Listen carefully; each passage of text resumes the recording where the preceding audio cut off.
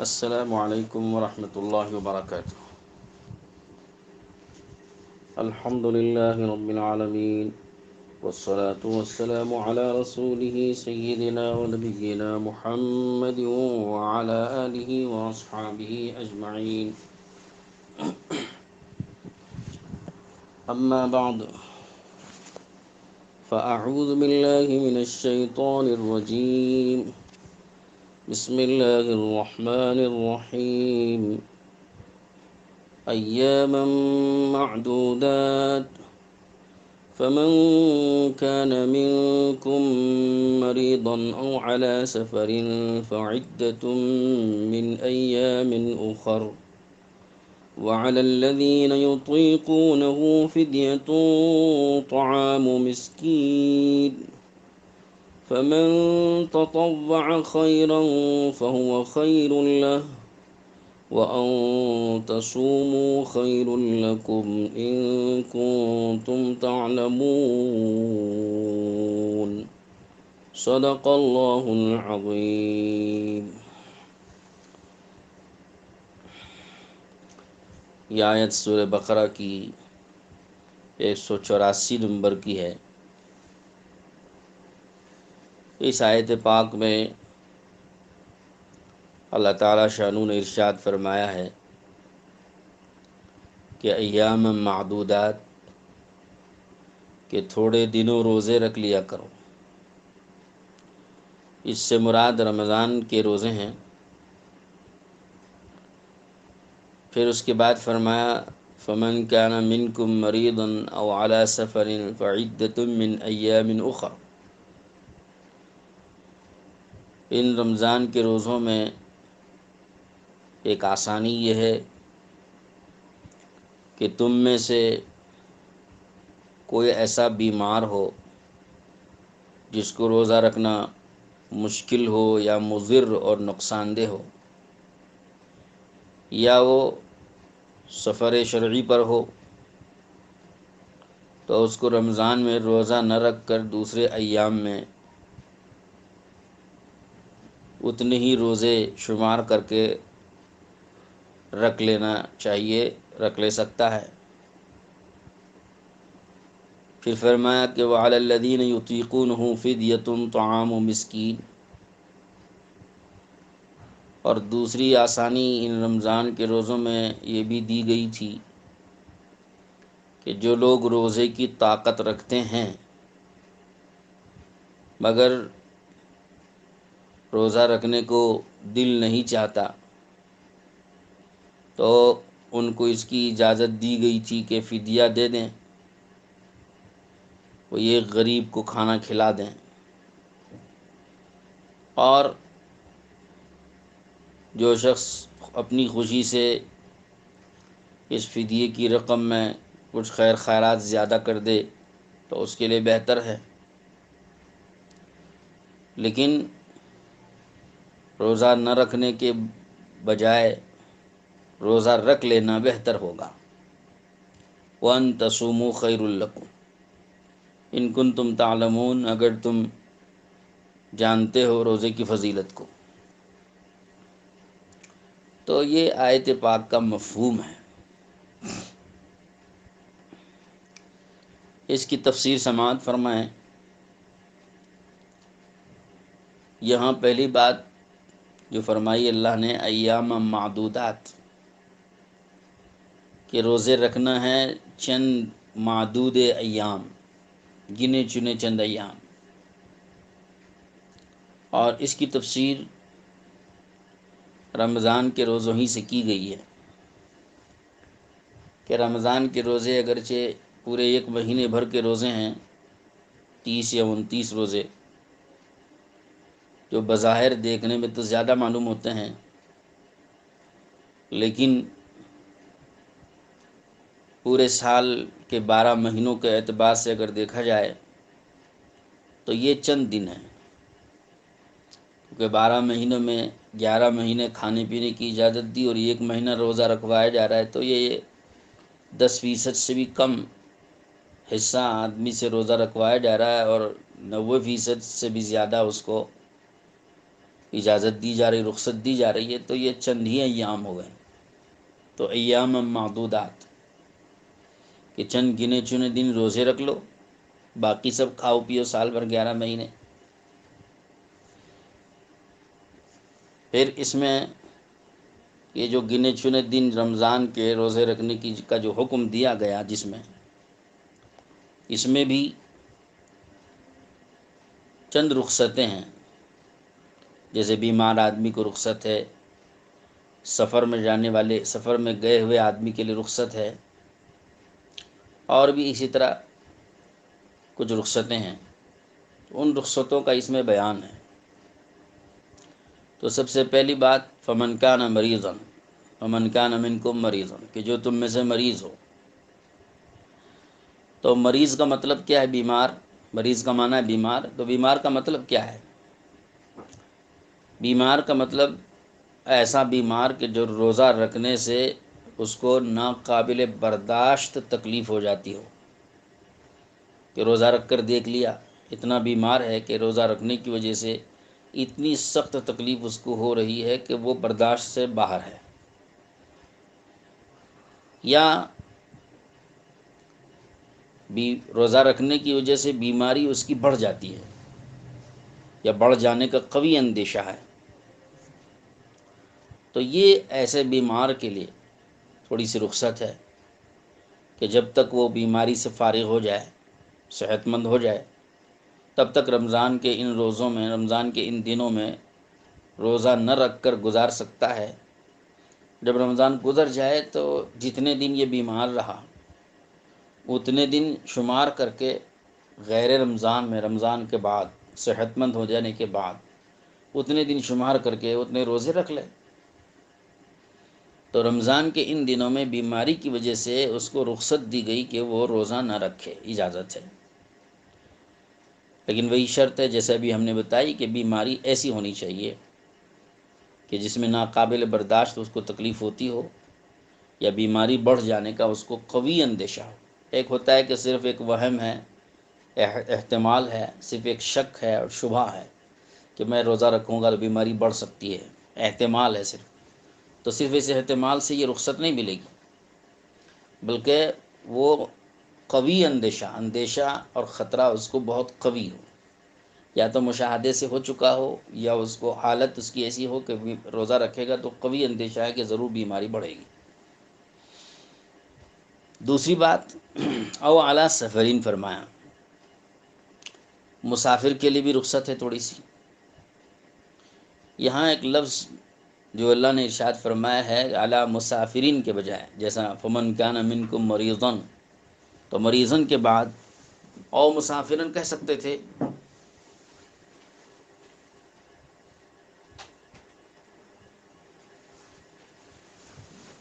لیکن او مسافرن کہنے کے بجائے او علی سفرین فرمایا. تو اس میں کیا حکمت ہے اس لفظ کو بدلنے میں؟ فمن کان منکم مریضا او مسافرن کہنے کے بجائے او علی سفرین فرمایا. فرق دونوں میں واضح ہے. مسافر کہنے سے مسافر کا معنی بنیں گے، اور علی سفرین کے معنی ہے سفر پر ہونا، کہ اگر آدمی سفر پر ہو تو سفر پر ہونے کی وجہ سے اس کو یہ رخصت دی جائے گی. اب سفر پر ہونا اس لفظ میں اور مسافر ہونے میں کیا فرق ہے؟ تو حضرات مفسرین نے یہ فرمایا کہ اگر مسافر کا لفظ استعمال کرتے تو مطلق مسافر ہونا ہوتا، لیکن اعلیٰ سفرین کا لفظ لانے میں اس میں دو تین مسئلے اس میں واضح ہوئے. پہلا یہ کہ گھر سے نکلنے والا ہر آدمی اپنے گھر سے نکلے کچھ مسافت پر جانے کے ارادے سے تو وہ مسافر ہو جاتا ہے، مسافر کہلاتا ہے. لیکن اعلیٰ سفرین کا مطلب ہوا کہ وہ سفر طویل ہو. چھوٹے موٹے سفر کے لیے نکلنا، چھوٹے موٹے غرض سے اور مقصد سے چھوٹی موٹی مسافت کے لیے نکلنا وہ کافی نہیں ہے. روزے کی رخصت کے لیے، روزہ نہ رکھنے کی رخصت کے لیے چھوٹا موٹا قریب کا سفر قریب کی مسافت پہ نکلنا وہ کافی نہیں ہے، اس سے اس کو رخصت نہیں ملے گی، بلکہ سفر طویل ہونا چاہیے، یہ اشارہ اس میں دیا جا رہا ہے۔ اب وہ طویل سفر، اس کی تحدید کیا ہوگی، کتنی حد ہوگی، کتنا طویل ہو؟ تو رسول اللہ صلی اللہ علیہ وسلم کے بیان سے اور صحابہ کرام رضوان اللہ علیہ مجمعین کے تعامل سے فقہاء کرام نے بیان کیا ہے کہ اس کی تحدید جو ہے وہ مسافت قصر والی ہوگی۔ 77 کلومیٹر پر آدمی سفر شرعی میں اس کا شمار ہوتا ہے، اس کی حد سفر شرعی کی 77 کلومیٹر ہے، تو لہذا اگر مسافت قصر پر گیا ہوا ہو تب اس کو یہ رخصت ملے گی۔ دوسرا، اس میں اعلیٰ سفرین میں ایک اور بات کی طرف بھی اشارہ ہے، وہ یہ کہ وہ مسلسل سفر پر ہو، تو جب تک اس کے سفر کا تسلسل رہے گا تب تک اسے رخصت رہے گی۔ لہٰذا اگر کسی جگہ وہ کسی کام سے ٹھہر گیا یا آرام کرنے کے لیے ٹھہر گیا تو اس کی وجہ سے اس کا سفر ختم نہیں ہوتا، سفر کا تسلسل باقی رہے گا جب تک کہ وہ ایک معتد بھی مقدار کسی ایک جگہ قیام کا ارادہ نہ کر لے۔ اور وہ معتد بھی جو مقدار ہے وہ بھی رسول اللہ صلی اللہ علیہ وسلم کے بیان سے اور آپ کی تشریح سے واضح ہوا ہے، اور وہ ہے 15 دن۔ لہذا 15 دن کسی ایک جگہ ٹھہرنے کی نیت وہ کر لے تو اب مستقل وہ سفر پر نہیں ہے، اور اعلیٰ سفرین اس پر صادق نہیں آئے گا۔ اب وہ آدمی وہ رخصت نہیں پائے گا جو اس آیت پاک میں اس کو دی جا رہی ہے، کیونکہ وہ اعلیٰ سفرین نہیں ہے، تسلسل سے سفر پر نہیں ہے، بلکہ 15 دن یا اس سے زیادہ ایک جگہ ٹھہر چکا ہے، ٹھہرنے کی نیت کر چکا ہے، تو لہذا اب وہ مقیم ہو جاتا ہے، اس کو یہ رخصت نہیں ملے گی۔ تو الغرض اعلیٰ سفرین کے لفظ کے استعمال کرنے سے اس طرح باریک مسائل اس سے نکلے، ورنہ تو جو آدمی گھر سے نکلا ہوا ہے جب تک گھر نہ لوٹ جائے اس وقت تک وہ مسافر ہی کہلائے گا۔ تو لفظ مسافر کے استعمال کرنے میں یہ اتنے مسائل نہ نکلتے جتنے کہ اعلیٰ سفرین کے لفظ کو استعمال کرنے میں اتنے مسائل نکلے ہیں۔ اس کے علاوہ اور بھی باریک مسائل بعض باریک بین فقہا اور علماء اس کے نکالتے ہیں، مجھے اس وقت میں اتنا ہی یہاں بیان کرنا ہے آپ کے سامنے۔ اس کے بعد اللہ تعالیٰ نے ارشاد فرمایا فَعِدَّةٌ مِّنْ أَيَّامٍ أُخَرَ، یعنی یہ جو دونوں قسم کے لوگ مریض ہیں اور مسافر ہیں، ان دونوں قسم کے لوگوں کو جو رخصت دی گئی ہے وہ رخصت یہ دی گئی ہے کہ وہ رمضان کے ان دنوں میں اس عارض کی وجہ سے روزہ نہ رکھیں، مگر اتنے روزے وہ غیر رمضان میں بعد میں جب وہ سفر سے واپس لوٹ جائیں یا وہ مریض صحت مند ہو جائے تب اتنے دن شمار کر کے وہ روزے رکھ لیں۔ فَعِدَّةٌ مِّنْ أَيَّامٍ أُخَرَ، یہاں بھی ایک عجیب غریب تفسیر علماء نے بیان فرمائی، وہ یہ کہ یہاں فَعَلَيْهِ الْقَضَاءُ کا لفظ استعمال ہو سکتا تھا کہ جو کوئی مریض ہے، جو کوئی سفر پر ہے تو اس کے ذمے اس کی قضا ہے، بس اتنا سیدھا سادہ لفظ تھا، مگر وہ لفظ چھوڑ کر اللہ نے یہاں فَعِدَّةٌ مِّنْ أَيَّامٍ أُخَرَ، عدتن کے معنی شمار کرنا، عد یعد عدتن شمار کرنا، من ایام اخر دوسرے ایام میں، اخر سے مراد رمضان کے علاوہ دوسرے ایام میں سے، باقی 11 مہینوں میں سے ان دنوں میں اتنے دن وہاں شمار کر لیں۔ شمار کرنے کا مطلب جتنے اس نے روزے مسافر ہونے کی وجہ سے یا بیمار ہونے کی وجہ سے چھوڑے تھے اتنے روزے شمار کر لیں دوسرے دنوں میں۔ میں عرض کر رہا تھا کہ فعلیہ القضاء، کہ اس کے ذمہ قضا ہے، یہ لفظ بولنے کے بجائے جو سیدھا سادہ لفظ تھا اس کو بولنے کے بجائے فعدۃ من ایام اخر کا لفظ لانے میں کیا حکمت ہے؟ تو علماء تفسیر نے فرمایا کہ اس میں بھی اشارہ ایک خاص بات کی طرف کیا گیا ہے، وہ یہ کہ بیمار آدمی جب صحت مند ہو جائے تو صحت مند ہو جانے کے بعد اس کو اتنے دن ملنے چاہیے جتنے دن اس کے روزے چھوٹے ہیں، تب اس کے ذمے وہ روزے رکھنے واجب ہوں گے، اس کی قضا واجب ہوگی۔ اگر مان لیجئے، فرض کر لیجئے بیمار آدمی صحت مند تو ہو گیا رمضان کے بعد، مگر اس کے جتنے روزے رمضان کے چھوٹے تھے اتنے دن اس کو رہنے کا اور جینے کا موقع نہیں ملا، اس سے پہلے رخصت ہو گیا، تو اس کا مطلب اتنے دن اس نے پائے نہیں جتنے دن یہاں رمضان کے چھوٹے ہوئے روزوں کو شمار کر سکتا تھا۔ تو جب اتنے دن اس نے نہیں پائے ہیں تو پھر اس کے ذمے سے اتنے روزے ساقط ہو گئے، معاف ہو گئے۔ اسی طرح سے مسافر آدمی سفر پہ گیا ہوا تھا اور سفر سے واپس جب لوٹا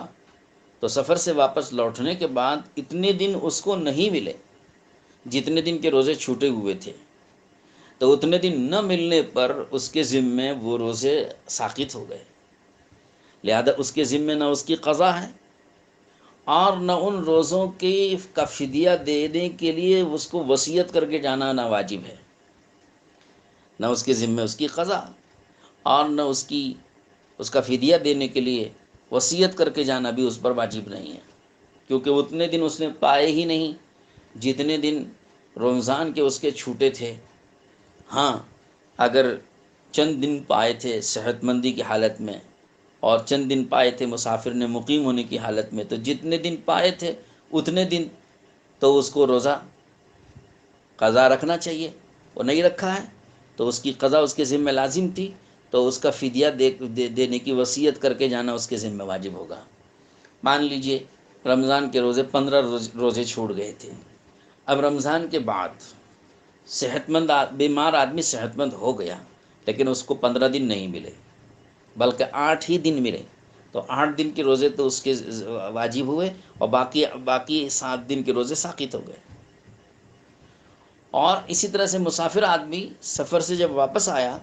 تو سفر کے دوران اس کے 20 روزے مثلا چھوٹے ہوئے تھے، جب سفر سے واپس آیا تو 10 ہی دن زندہ رہا، تو گویا 10 روزے ہی اس کے ذمہ واجب ہوں گے قضا، اور باقی 10 روزے اس کے ساقط ہو گئے۔ یہ عدۃ من ایام اخر کے اس لفظ سے یہ فائدہ نکلا۔ اللہ کا کلام ہے، عجیب و غریب ہے کہ الفاظ کی بلاغت اس کے اندر ایسی پائی جاتی ہے کہ جس کا کوئی جواب نہیں ہے۔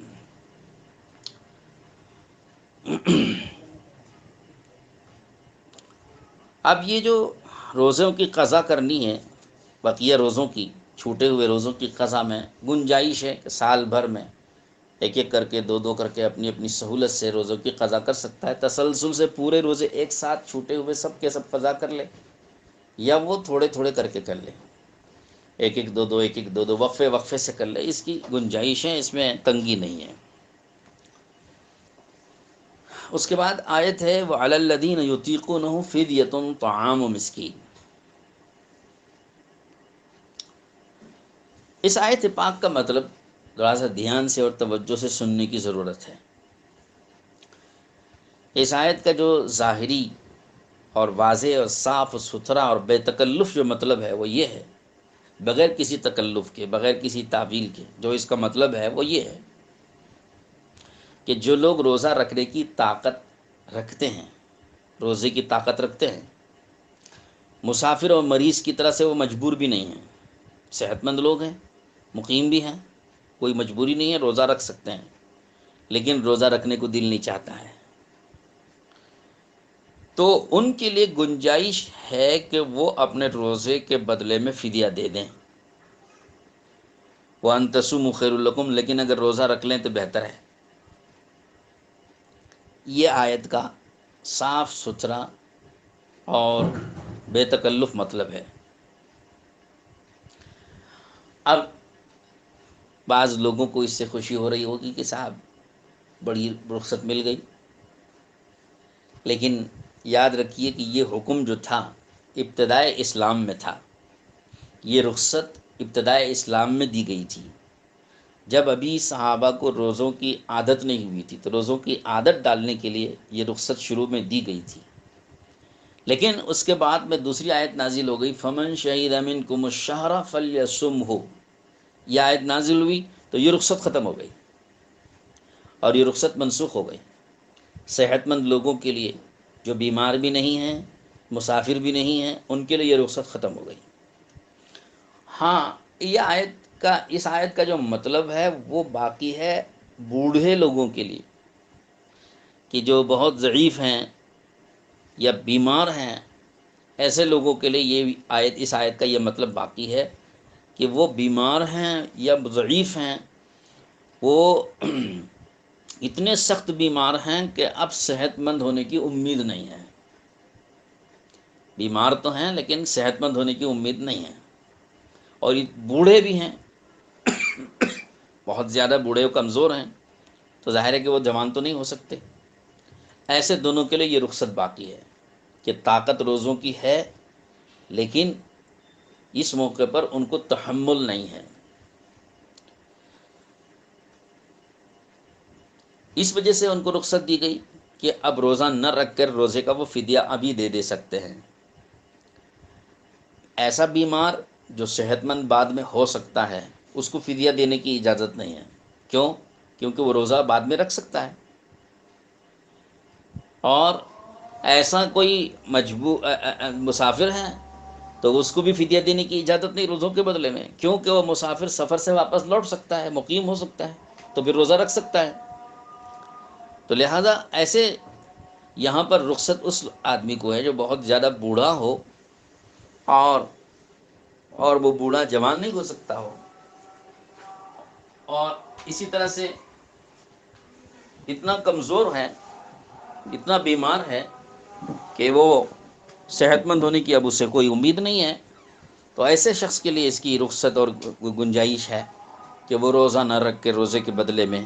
وہ فدیہ دے جتنے روزے ہیں اتنے روزوں کے بدلے میں۔ یہ آیت پاک کا واضح اور صاف ستھرا مطلب ہے۔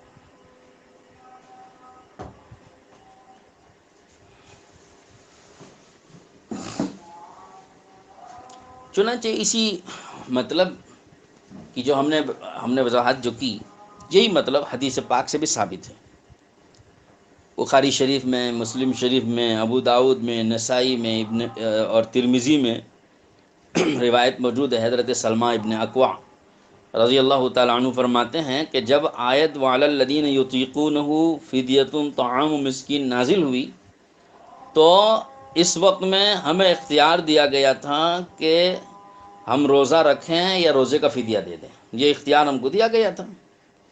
لیکن جب آیت نازل ہوگی فمن شہد منکم الشہر فلیصمہ نازل ہو گئی تو ہمارا یہ اختیار ہم کو ختم کر دیا گیا، اور روزہ رکھنا ہی لازم کر دیا گیا۔ دیکھیے حدیث پاک سے صاف طور پر ثابت ہے، صحیح حدیث سے ثابت ہوگا۔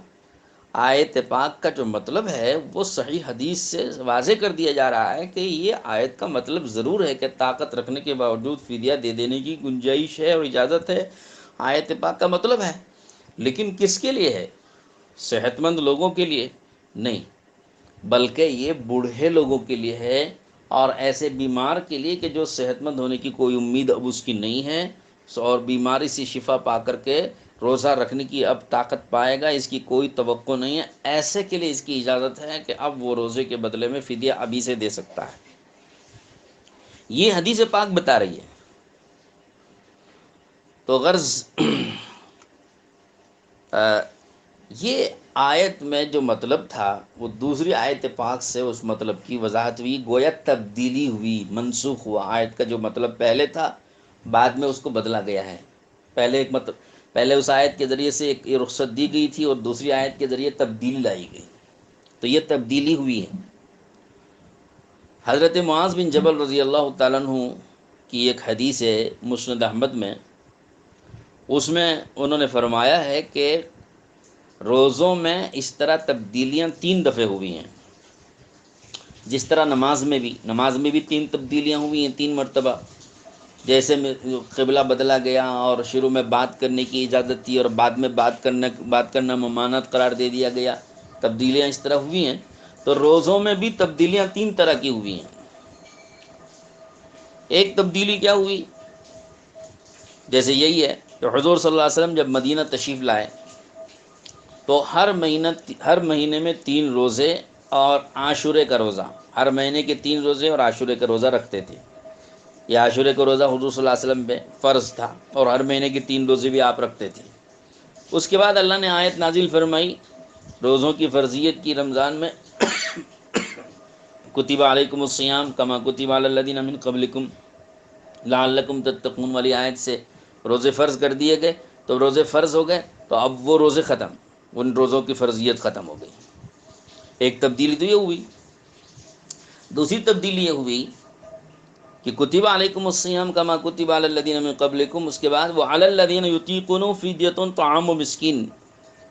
اس میں ایک رخصت دی گئی تھی کہ طاقت رکھنے کے باوجود اگر دل نہیں چاہ رہا روزہ رکھنے کا تو روزہ نہ رکھے اور فدیہ دے دے، یہ اجازت تھی شروع میں۔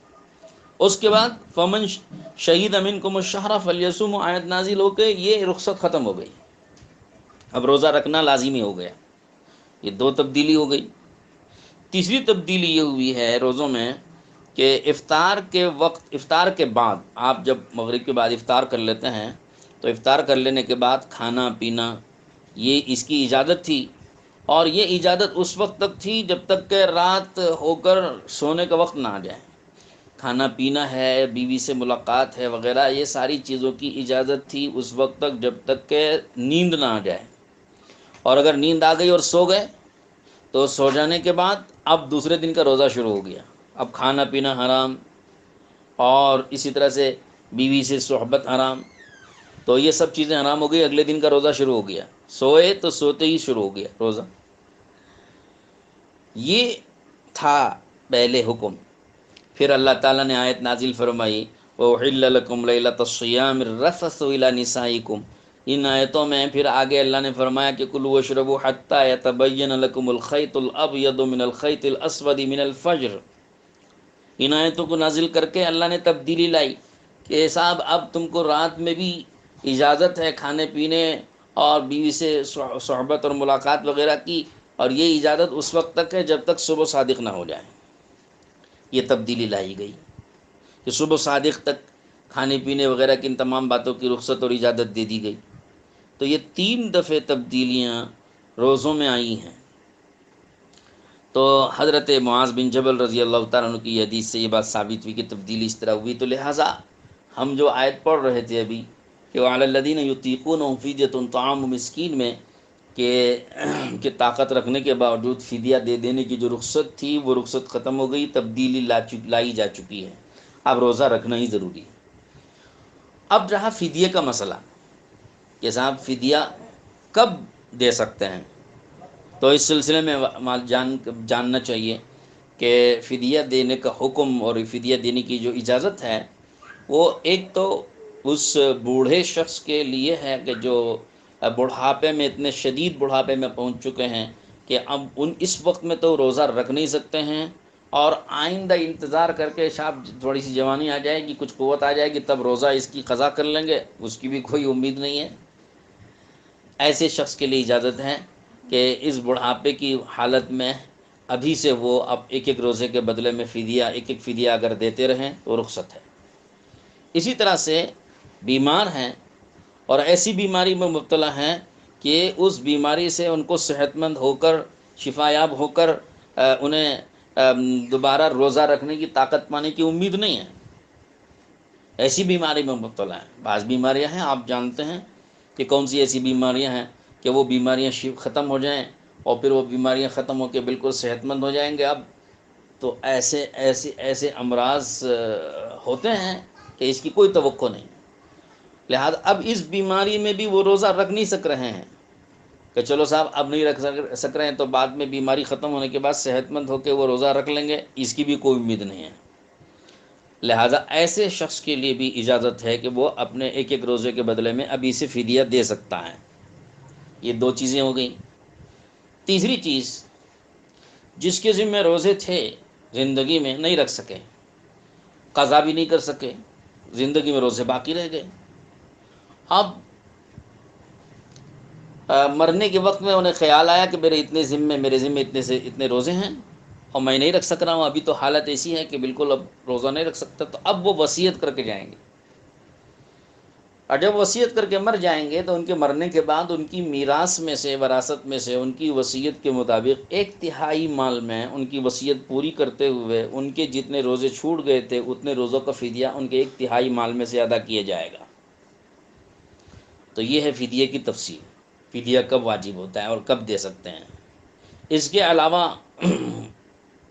فدیہ دینے کی اور کوئی صورت تو مجھے اس وقت میں یاد نہیں ہے، یہی صورتیں ہیں فدیہ دینے کی، مرد ہو کہ عورتیں ہوں، سب کے لیے فدیہ دینے کی گنجائش اسی صورت میں ہے۔ اب فدیہ کتنا ہوتا ہے، ایک سوال ہے۔ آج ایک صاحب سوال بھی کر رہے تھے کہ فدیہ کتنا دینا ہے۔ ایک روزے کا فدیہ ایک صدقہ فطر کے برابر ہوتا ہے، اور ایک صدقہ فطر آپ جانتے ہیں کہ نصف سا گندم ہے اور 1 سا کھجور وغیرہ ہے۔ تو آپ صدقہ فطر کے احکام اور تفصیل، اس کے مسائل آپ کے سامنے انشاءاللہ ہم بیان کریں گے اگلے دنوں میں۔ دوپہر کی جو مجلس ہماری ہوتی ہے 2 بجے سے 2:30 بجے تک مسائل فقہیہ کی، اس مجلس میں ہم اگلے 2 دنوں میں زکوٰۃ کے مسائل اور فدیے کے مسائل، صدقہ فطر کے مسائل، یہ تفصیل سے ہم انشاءاللہ لانے والے ہیں، تو اس میں آپ تفصیل سماعت فرما لیں۔ ہم اسی وقت میں بتا دیں گے کہ فدیہ کی مقدار کتنی ہوگی، کس کس کو دے سکتے ہیں اور کس کی طرف سے دے سکتے ہیں، کون دے گا، کس مال میں سے دے گا، یہ ساری تفصیل انشاءاللہ آ جائے گی۔ اللہ تعالیٰ سے دعا فرمائیے اللہ تعالیٰ ہم سب کو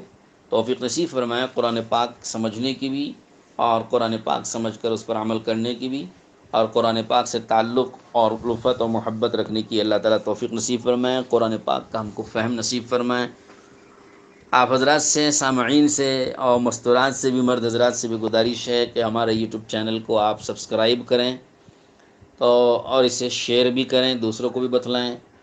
تو انشاءاللہ یہ ہمارا سلسلہ جاری رہے گا۔ اللہ کی جتنی توفیق ہوگی اس توفیق کے بقدر